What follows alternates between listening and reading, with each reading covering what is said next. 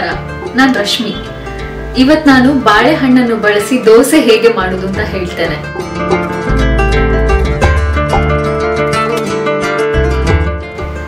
ಬಾಳೆಹಣ್ಣಿನ ದೋಸೆಗೆ ಬೇಕಾಗುವ ಸಾಮಗ್ರಿ: ಒಂದು 4-5 ಬಾಳೆಹಣ್ಣು, 1 ಕಪ್ ಅಕ್ಕಿ, ರುಚಿಗೆ ತಕ್ಕ ಹಾಗೆ ಉಪ್ಪು, ನೀರು ಮತ್ತೆ ಚುಟ್ಟಿಗಿಡ್ಲಿಕ್ಕೆ ಎಣ್ಣೆ ಅಥವಾ ತುಪ್ಪ.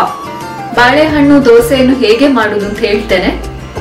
ಮೊದಲು ಅಕ್ಕಿ ಮುಳುಗುವಷ್ಟು ನೀರು ಹಾಕಿ ನೆನೆಸಿಡ್ಬೇಕು.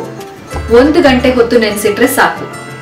ಅಕ್ಕಿ ನೆನೆದಾದ್ಮೇಲೆ ಅಕ್ಕಿಗೆ ಸ್ವಲ್ಪ ಉಪ್ಪು ಮತ್ತೆ ನೀರು ಹಾಕಿ ಮೊದಲು ತರಿತರಿಯಾಗಿ ರುಬ್ಬಿಕೊಳ್ಳುವ. ಅದು ಸ್ವಲ್ಪ ತರಿತರಿ ಆದ್ಮೇಲೆ ಬಾಳೆಹಣ್ಣನ್ನು ಸಿಪ್ಪೆ ತೆಗೆದು ಈ ತರಿತರಿಯಾಗಿ ರುಬ್ಬಿಕೊಂಡಿರುವ ಅಕ್ಕಿಗೆ ಸೇರಿಸುವ.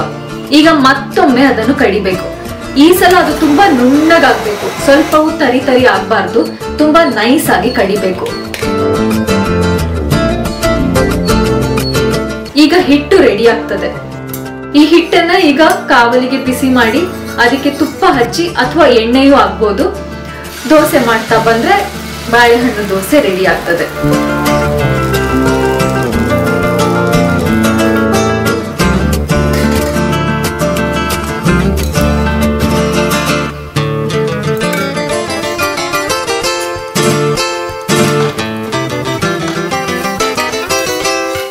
ಮತ್ತೆ ಇದನ್ನ ಬೆಲ್ಲದೊಟ್ಟಿಗೆ ಅಥವಾ ಚಟ್ನಿ ಒಟ್ಟಿಗೆ ಇಲ್ಲ ಬರೀ ಬೆಣ್ಣೆ ಅಥವಾ ತುಪ್ಪದೊಟ್ಟಿಗೆ ತಿನ್ಲಿಕ್ಕೂ ಇದು ತುಂಬಾ ರುಚಿ ಆಗ್ತದೆ.